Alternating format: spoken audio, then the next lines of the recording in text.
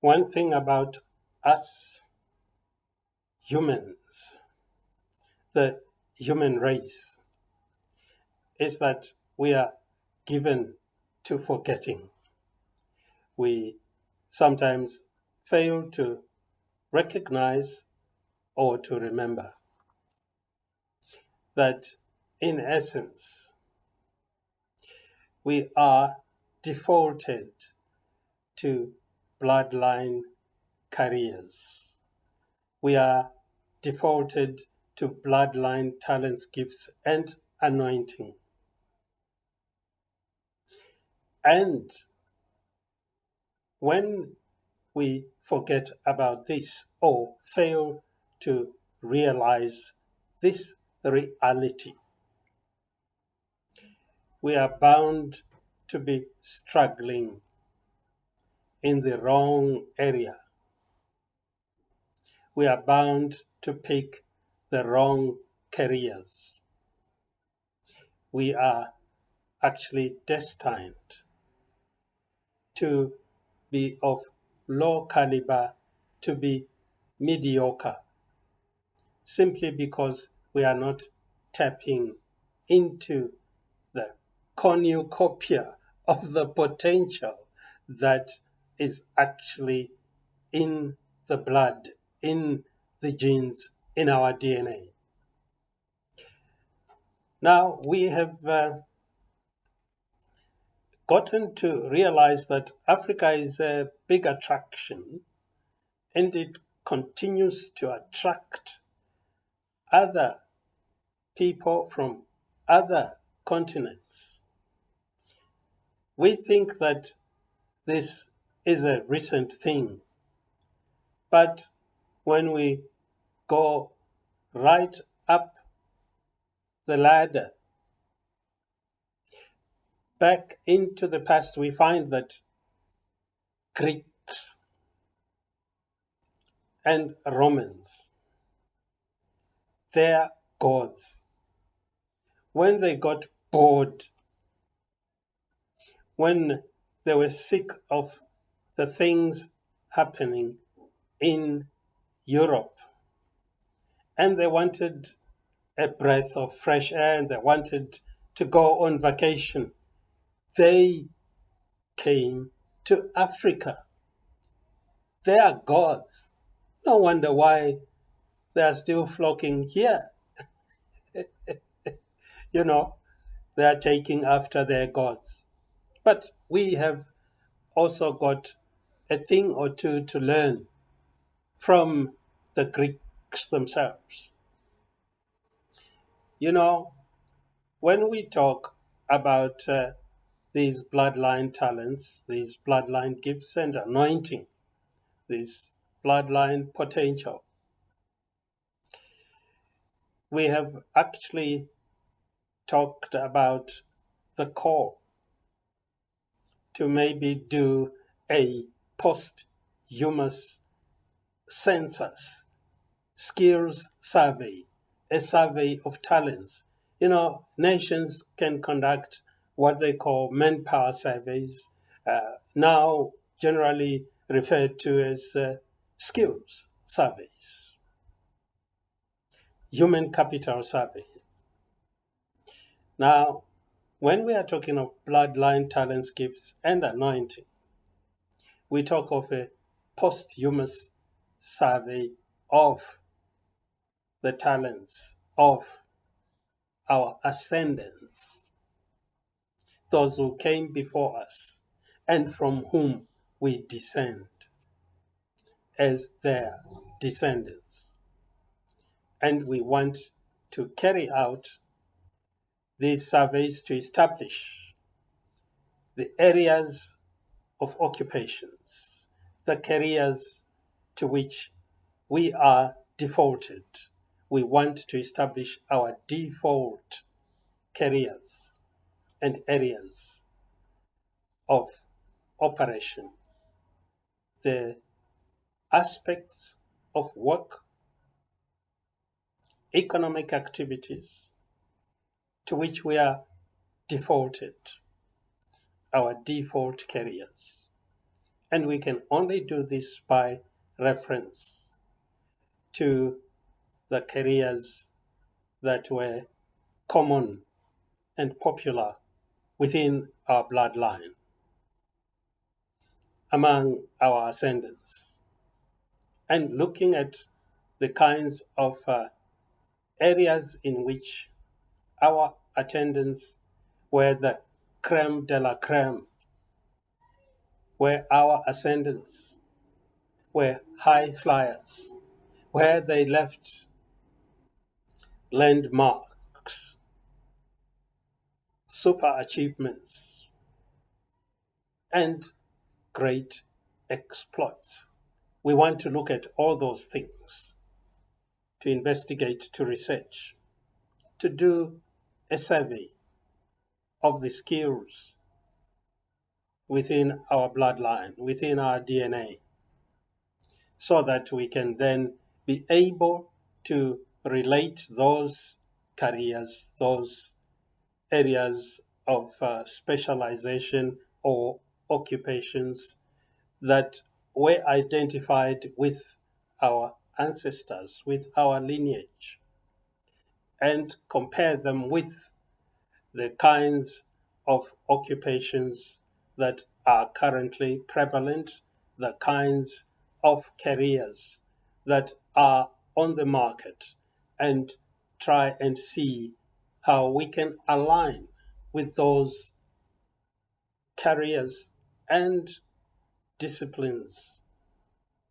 where we could flourish, where we will be able to make it.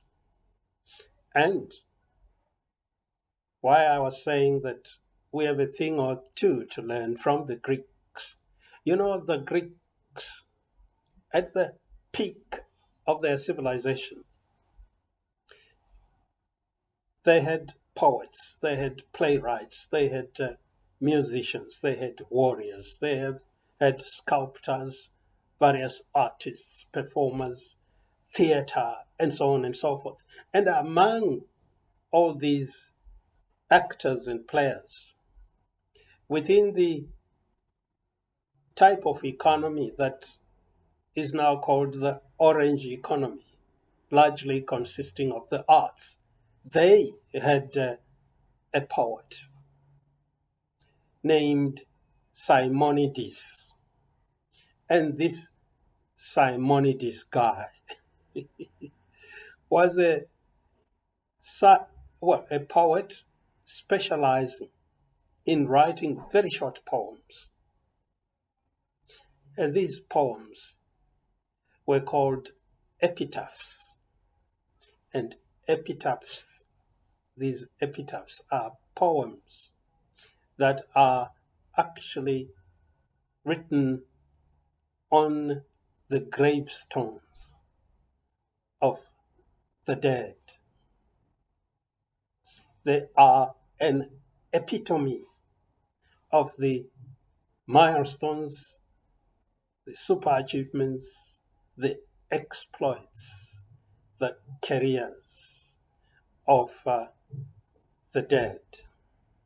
So if a person was a mighty warrior, Simonides would compose an epitaph, which is an epitome of the deeds, the achievements of that person. It will be engraved on the gravestone, and it's a summary of what the person used to do. And this was a permanent record on the gravestone, on the tombstone, so that from generation to generation, the descendants of that particular person can go back to the grave and see the area of specialization, the career of their ascendant. The descendants had a permanent record that was indelible, which could not be deleted, permanent, and they can always reference that record on the gravestone. Whereas these days, most people do not even reference the exploits of the dead. They have tombstones. They have many other things on the tombstones, date of birth and so on, but they do not capture the essence of that person's life. And when we are talking about carrying out a survey, when we are actually focusing on establishing what our ancestry, our lineage was identified with in terms of the careers, in terms of the occupations, professions, and practices, the disciplines in which our forebears, excelled during their time. We need to have sources of that intelligence, sources of that information.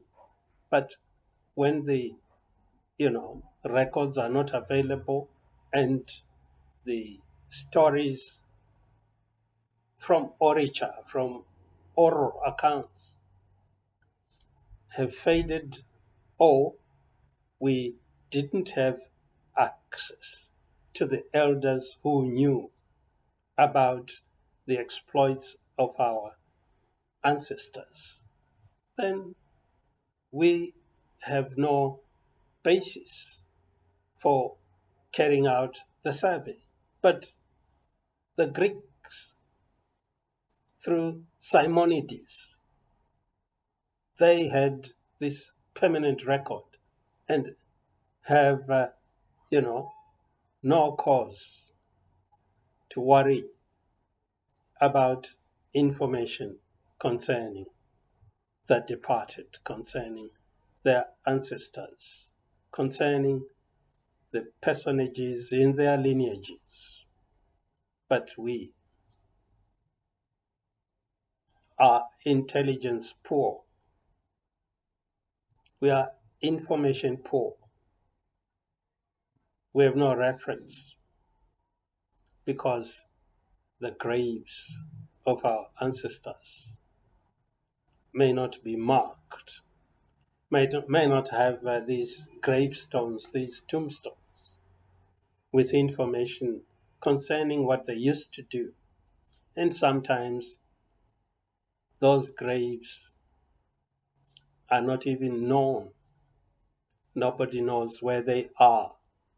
And therefore, there's a complete blackout concerning, our bloodline talents, anointing, and gifts that we need to know so that we can be informed in order to take intelligible decisions concerning our future, our careers as individuals or as parents advising our children, or sharing that information among our siblings, our relatives, our contemporaries.